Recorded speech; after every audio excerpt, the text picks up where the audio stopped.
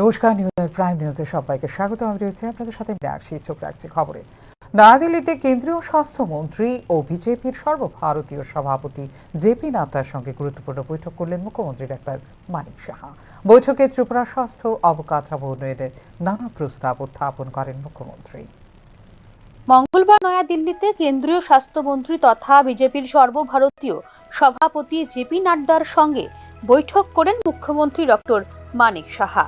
বৈঠকে রাজ্যের স্বাস্থ্য সেবা খাতের সার্বিক উন্নয়ন নিয়ে বিস্তৃত আলোচনা করেন মুখ্যমন্ত্রী।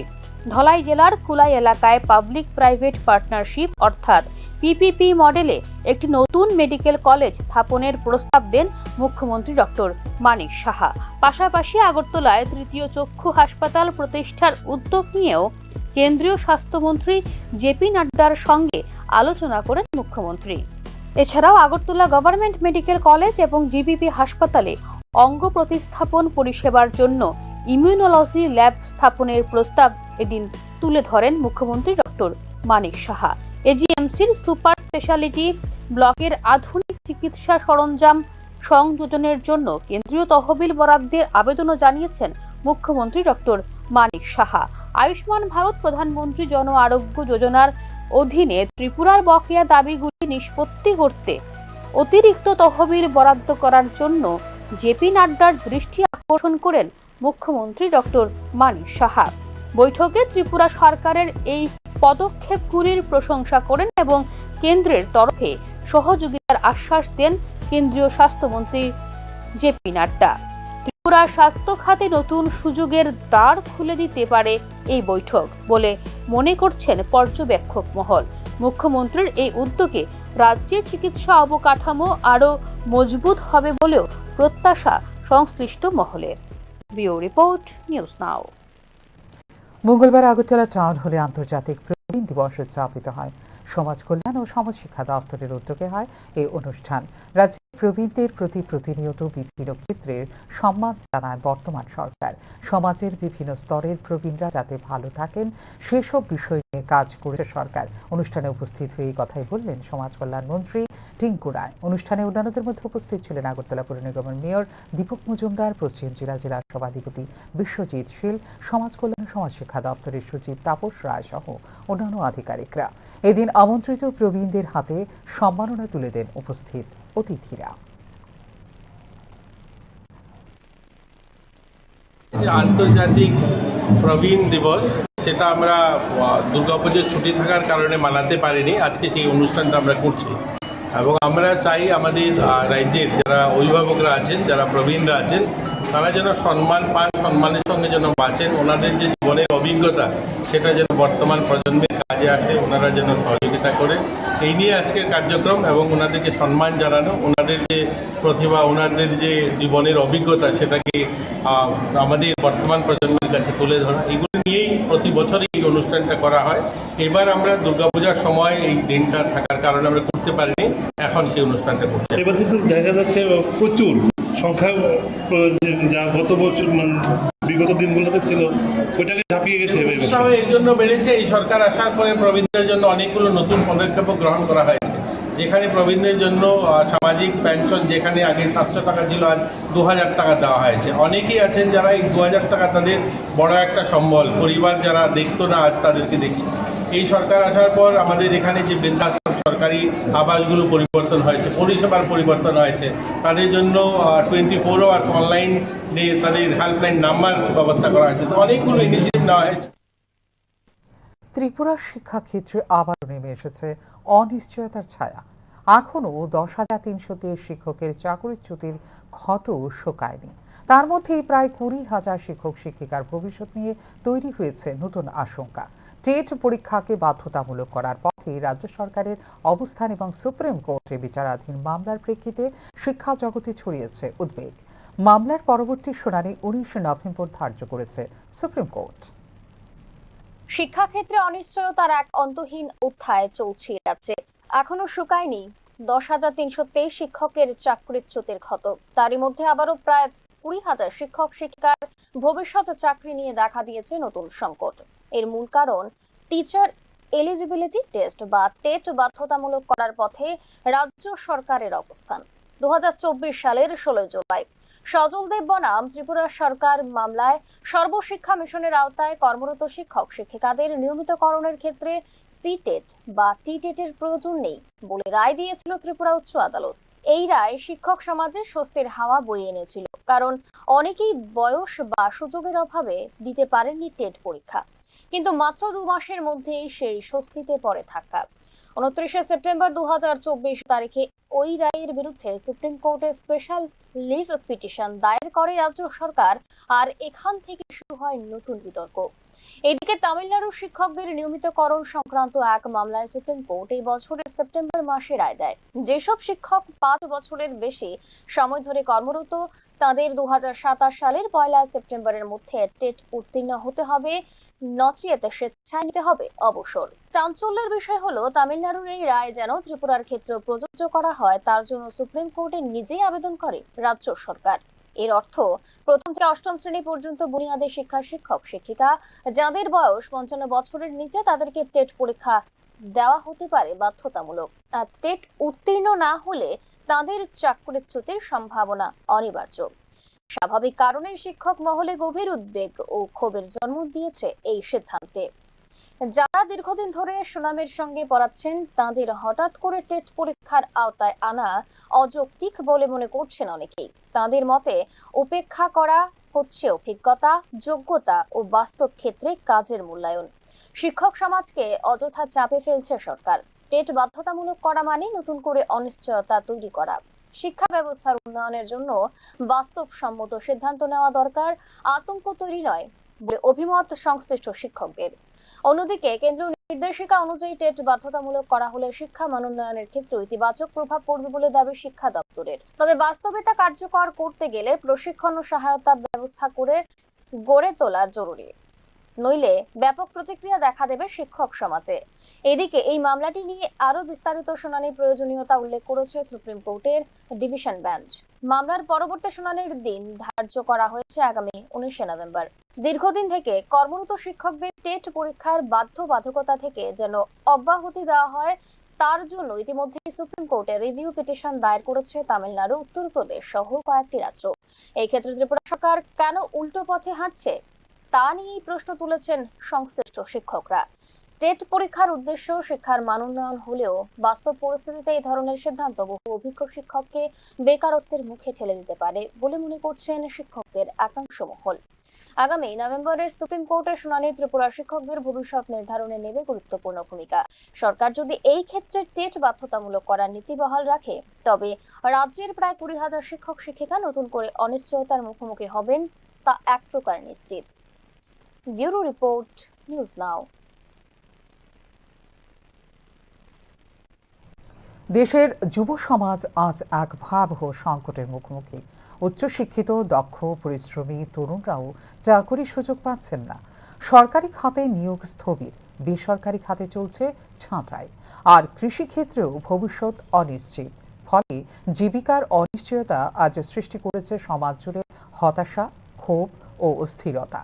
এই বাস্তবতার প্রতিবাদে এবং যুবকদের কর্মসংস্থানের দাবিতে আগরতলায় হয় অল ইন্ডিয়া ডেমোক্রেটিক ইউথ অর্গানাইজেশনের প্রতিবাদ সভা, যেখানে উঠে আসে দেশের বেকারত্বের গভীরতম সংকটের প্রতিচ্ছবি। বর্তমানে চরম বেকারত্বের শিকার হয়ে দিশেহারা দেশের যুব সমাজ। সরকারি ও বেসরকারি উভয় ক্ষেত্রেই ক্রমশ সংকুচিত হচ্ছে কর্মসংস্থানের সুযোগ। ফলস্বরূপ বহু যুবক জীবিকার তাগিদে পরিযায়ী শ্রমিক, গিগ ওয়ার্ক বা এমনকি বেআইনি ও অনৈতিক পথ বেছে নিতে বাধ্য হচ্ছে। এই পরিস্থিতির প্রতিবাদে আগরতলায় এক প্রতিবাদ সভার আয়োজন করে all India democratic youth organisation. এই যে সারা দেশব্যাপী যে বেকার সমস্যা এবং বিভিন্ন ক্ষেত্রে দেখা যাচ্ছে পরীক্ষা নিচ্ছে, ফল প্রকাশ হচ্ছে না, বা ফল প্রকাশ নির্দিষ্ট সময় হলো, নিয়োগ হচ্ছে না, এবং কোথাও কোথাও দুর্নীতি পর্যন্ত হচ্ছে, প্রস্তুত ফাঁস হয়ে যাচ্ছে।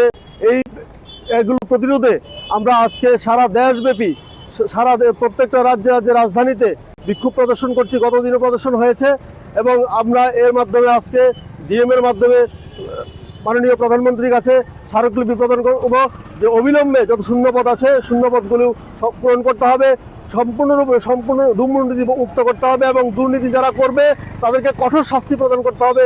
পাশাপাশি কেন্দ্রীয় অর্থমন্ত্রী সাম্প্রতিক রিপোর্ট অনুযায়ী দেশে বর্তমানে 78টি কেন্দ্রীয় সরকারি দপ্তরে প্রায় 10 লক্ষ শূন্যপদ রয়ে গেছে।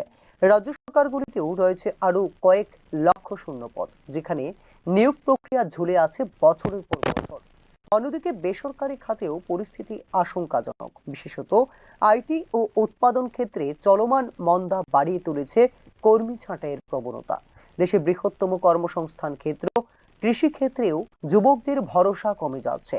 প্রতিদিন হাজার হাজার চাষি কৃষিকাজ ছেড়ে অন্য পেশায় পা রাখছেন, যার কারণ হিসাবে সরকারি অব্যবস্থাপনা, লোকসান ও সহায়তার অভাবকে দায়ী করেছে সংগঠন।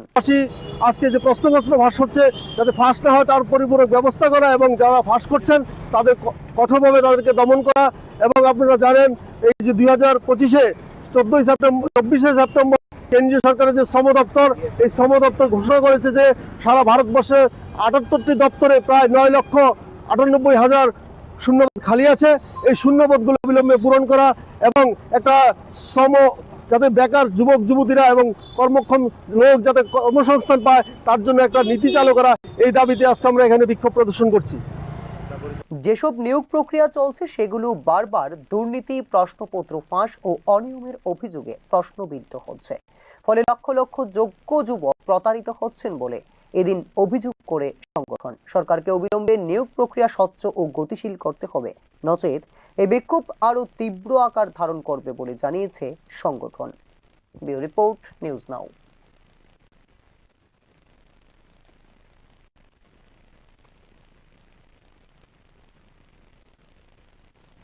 আনুষ্ঠানিকভাবে বর্ষা বিদায় নিয়েছে ত্রিপুরা থেকে। মৌসুমী বায়ুর প্রত্যাহারের প্রভাবে রাজ্যে গত 24 ঘন্টায় বিরাজ করছে শুষ্ক আবহাওয়া।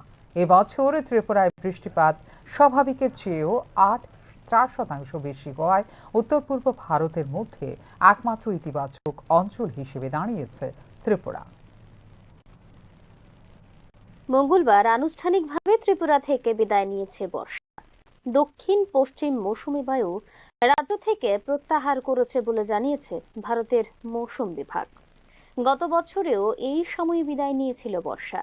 বর্ষা বিদায়ের প্রভাবে গত 24 ঘন্টায় শুষ্ক আবহাওয়া বিরাজ করছে ত্রিপুরায়। এবছর বর্ষায় মোট বৃষ্টিপাত স্বাভাবিকের চেয়ে 4% বেশি রেকর্ড হয়েছে, যা উত্তর পূর্ব ভারতের মধ্যে একমাত্র ইতিবাচক অঞ্চল হিসেবে তুলে ধরেছে ত্রিপুরাকে। অন্যদিকে যথাক্রমে 43%, 42% ও 32% কম বৃষ্টিপাত হয়েছে মেঘালয়, অরুণাচল প্রদেশ ও আসামে। বর্ষা চলে গেলেও অক্টোবর-নভেম্বর মাসে রাজ্য ও উত্তর পূর্বে স্বাভাবিক বৃষ্টিপাতের পূর্বাভাস জারি করেছে আবহাওয়া দপ্তর। বর্ষার এই সময়মতো বিদায় ও ত্রিপুরায় স্বাভাবিক বা সামান্য বেশি বৃষ্টিপাত কৃষি ও জলের সংরক্ষণে সহায়ক হবে রাজ্যে। এক্ষেত্রে বৃষ্টি কম হওয়া জল সংকট ও ফসলের উপর চাপ সৃষ্টি করতে পারে অন্যান্য রাজ্যে। উল্লেখযোগ্য বিষয় হলো উত্তর পূর্বের অন্য রাজ্যগুলোর তুলনায় ত্রিপুরায় পরিস্থিতি অনেকটাই সুরক্ষিত। স্বাভাবিক কারণে এই ক্ষেত্রে কৃষি, জলসম্পদ ব্যবস্থাপনা এবং স্থানীয় অর্থনীতির জন্য দেখা যাচ্ছে আশার আলো। Bureau report, news now. ত্রিপুরার দ্বিতীয় বৃহত্তম জনজাতি গোষ্ঠী পার্বত্য চট্টগ্রাম থেকে রাজ্যে এসেছিল বলে মুখ্যমন্ত্রী ডাক্তার মানিক সাহার মন্তব্যের সমর্থন করল আঞ্চলিক রাজনৈতিক দল আমরা বাঙালি। ঐতিহাসিক সত্য তুলে ধরেছেন মুখ্যমন্ত্রী বলেও সাংবাদিক সম্মেলনে জানিয়েছে আমরা বাঙালি। দক্ষিণ ত্রিপুরার শান্তিরবাজার মহকুমার বগাফা ইংরেজি মাধ্যম বিদ্যালয়ে আয়োজিত রিয়াং জনগোষ্ঠীর 33তম হজগিরি উৎসবে বক্তব্য রাখতে গিয়ে রিয়াং জনগোষ্ঠী রাজ্যে পার্বত্য চট্টগ্রাম থেকে এসেছিল বলে মুখ্যমন্ত্রী ডক্টর মানিক সাহার মন্তব্যের সমর্থন জানিয়েছে আঞ্চলিক রাজনৈতিক দল আমরা বাঙালি। মঙ্গলবার আগরতলায় আয়োজিত এক সাংবাদিক সম্মেলনে মুখ্যমন্ত্রী ইতিহাসের সত্য উচ্চারণ করেছেন বলে জানিয়েছে আমরা বাঙালি। তো 8ই অক্টোবর দক্ষিণ ত্রিপুরার শান্তিরবাজার মহকুমা বগাফা ইংরেজি মাধ্যম স্কুলে রিয়াং জনগোষ্ঠীর একটা অনুষ্ঠান, 33তম হজগরি অনুষ্ঠান, যেটা প্রতি বছর হয়ে থাকে। এই অনুষ্ঠানে আমন্ত্রিত প্রধান অতিথি হিসেবে মুখ্যমন্ত্রী মহোদয় ছিলেন। তো তিনি আলোচনা প্রসঙ্গে যে বিষয়টা তুলে ধরে সেটা হচ্ছে যে রিয়াং যে জনজাতি গোষ্ঠী ত্রিপুরাতে রয়েছে, তারা ত্রিপুরার যে উপজাতি জনগোষ্ঠী অন্য যারা রয়েছে ত্রিপুরী জনগোষ্ঠীকে যদি প্রথম ধরা হয় বৃহত্তম হিসাবে, দ্বিতীয় জনগোষ্ঠী হিসাবে রয়েছে রিয়াংরা। তো কথা প্রসঙ্গে তিনি বলেছেন যে রিয়াংরা এসছেন আমাদের পার্শ্ববর্তী দেশ বাংলাদেশের যে চট্টগ্রাম, সেখান থেকে এসছে। কথাটা কিন্তু ঐতিহাসিক সত্য। তেমনি আরো যারা এসছে চাকমা, মগ, গারু, নোয়াতিয়া ইত্যাদি, এরাও পার্বত্য চট্টগ্রাম থেকে এসছে। এই যে ঐতিহাসিক সত্য, ইতিহাসকে তো আমরা অস্বীকার করতে পারি না। কিন্তু সেই সত্যের অপব্যাখ্যা করে এখন রাজ্যে বিভাজনের রাজনীতি শুরু হয়েছে। ইতিহাস বিকৃত হলে তার শিকার হবে সাধারণ মানুষ, বিশেষ করে ত্রিপুরার সংখ্যাগরিষ্ঠ বাঙালি সমাজ বলেও এদিন আশঙ্কা প্রকাশ করেছে আমরা বাঙালি। সেন্সাসে দেখা যাচ্ছে ত্রিপুরাতে বাঙালিরা মেজরিটি ছিল প্রায় 52%, এবং তার পরবর্তীকালে যখন ত্রিপুরা ভারতের সঙ্গে মার্চ হয় 51 সাল থেকে লোকগণনা শুরু হয় 2011 অব্দি, তারপরে লোকগণনা এখন অব্দি হয়নি। তার যে হিসাবটা আমরা দেখি যে বাঙালিরা যারা আগের থেকে ছিল মেজরিটি, তারপরে কিছু বাঙালিকে অবস্থার চাপে পড়ে ঢুকেছে, তেমনি ঢুকেছে উপজাতির মধ্যে চাকমা, মগ, রিয়াং থেকে শুরু করে অন্যরা। তো এই হিসাব ধরে আমরা দেখেছি যে বাঙালিদের যে জনসংখ্যা বৃদ্ধির হার গত 60 বছরে 51 থেকে 2011 অব্দি, সেখানে হিসাবটা আমরা যেটা একটা হিসাব করে দেখেছি 460.87% যেটা বাঙালি বৃদ্ধির হার, সেখানে উপজাতির জনসংখ্যা বৃদ্ধি হার 507.56%। তাহলে এটা প্রমাণ করছে যে বাঙালিদের সাথে সাথে উপজাতির এখানে ঢুকেছে, অথচ এটা আমাদের বলা হচ্ছে না বাঙালিরাই এত অনুপ্রবেশ করেছে, তারা এখানে বরাবর স্থানীয় বরাবরই এখানে আছে।